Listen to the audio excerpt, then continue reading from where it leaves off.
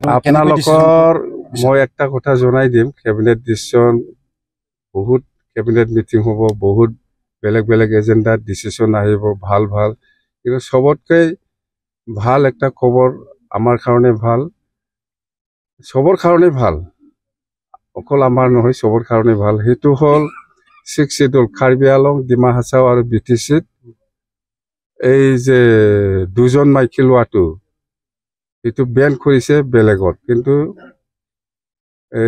বিটিচিত বেন কৰা নাই।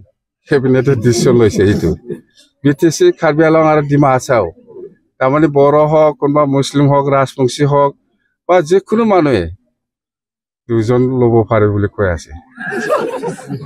এইটো 6 শিডিউলটো এক্সামটেড ডিমা হাছাও, কাৰ্বি আংলং আৰু বিটিচি, কিন্তু 6 শিডিউল বাহিৰত দুজন ছাদি কৰিব নোৱাৰিব।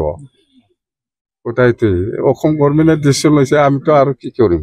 আপুনি সঠিক বুলি ভাবে স্যাৰ? এইটো সঠিক বুলি ভাবি মানে আপুনি গভৰ্ণমেণ্টে ডিসিশন লোৱাৰ পিছত আৰু আপুনি কি সেইটো ৰং হৈছে বা ৰাইট হৈছে সেইটো আপুনি কেনেকৈ ক'ম? সেইটো ইমপ্লিমেণ্ট হ'বই, ডিসিশন আজিৰ পৰা এছেম্বলি হৈছে, 4দিনীয়া হ'ব, 25, 26, 27, 28, 29লৈকে এছেম্বলি হ'ব নেকি 4দিনীয়া।